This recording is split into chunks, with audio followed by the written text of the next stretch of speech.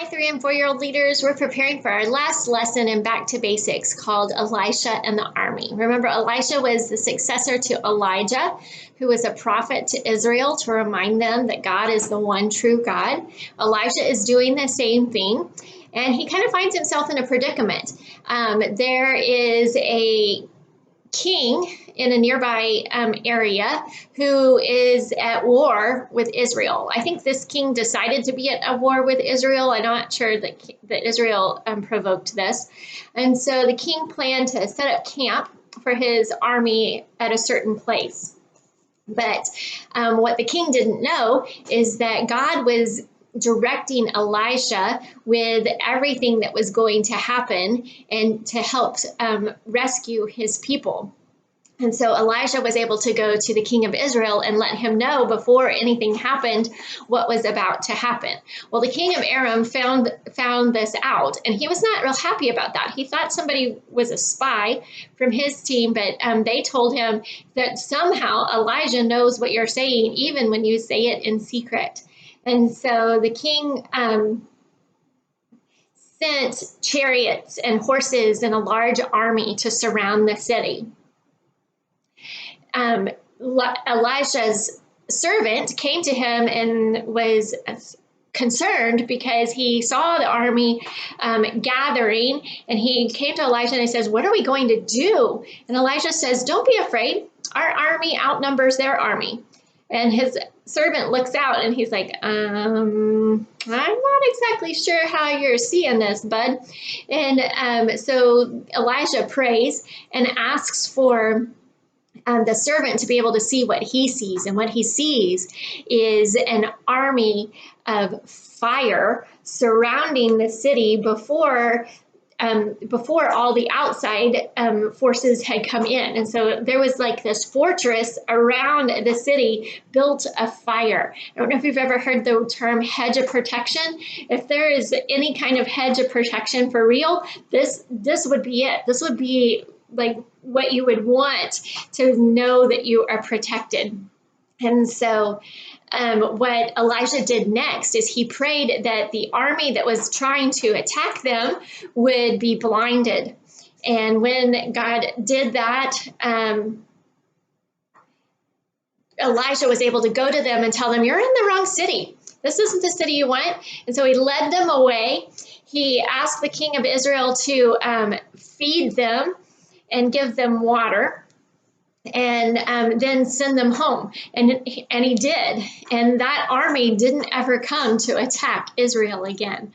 All of this is a great big picture for us to understand that there are things that we do not see, that we are not physically aware of, that God is fighting in our favor all the time, because his will is that every single person knows that he is God, that his son Jesus was sent to rescue us from our sin problems, and that through Jesus's death and resurrection, there is victory over sin and death.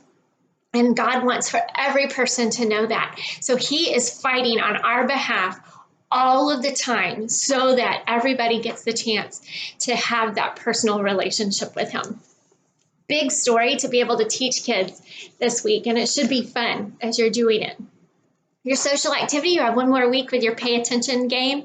Hopefully they're having fun with that. You could also play Simon Says, or you could play Mother May I, or you could play Red Light, Green Light if you'd like to. Those games are ways for kids to build a relationship with you. What you do when you play a game with a kid, especially when it doesn't require for them to have some kind of trivia knowledge, is you're building a trust. And when they can begin to trust you, then you can talk about big things. Anyway, we've talked about that several times. So your small group activity today is called Count Which is Bigger. What you're going to have are 2 hula hoops, and then you're going to pick up some objects in the room. If you want to get the kids to pick out objects in the room and bring them to you, like each kid gets to pick one thing, you can ask them to come and bring them to you. And they're going to help you sort out which is bigger. Wait, the instructions say something a little different. Invite kids to place various objects from the room inside the two hula hoops. Okay, so now I see what they're doing. So you're going to invite the kids to go find something in the room and come and put it in one of the hula hoops. On the floor, you're going to lay the hula hoop on the floor. They're going to come lay the objects in the hula hoop.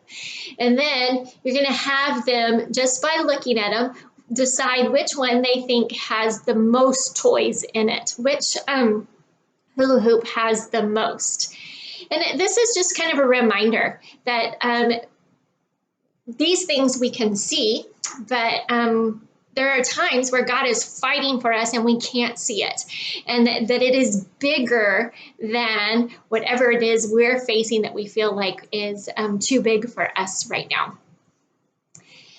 Your memory verse, last time with your memory verse is, if any of you lacks wisdom, you should ask God, who gives generously to all without finding fault, and it will be given to you. James 1:5. You also have some coloring pages that you can have the kids color before they leave if you want to, or you can just send it home with them. We love these coloring pages. I know the coloring part is sometimes a little bit more challenging, but on the other side of it, it gives instructions to families on ways that they could engage with the story that we're learning today at home with their kids. Also, to point out to you, in case you have a parent ask, we provide these resources on our app and our webpage, and there's also print resources out on the slat wall that they are welcome to pick up at any time if they'd rather have a paper copy of similar things. They're not exactly the same activities that are on here, but they're very similar. And we try to give families ways to engage with what we are teaching kids so that they can continue the learning at home when they're there. Today we have Huddle. I invite all of you guys to come join us for Huddle. If you want to come and you didn't tell me you're coming, come on anyway.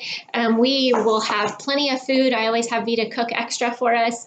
And we order the pizza when we know how many kids we have. So we'll be all right. Come join us, and I can't wait to see you. Thanks for leading.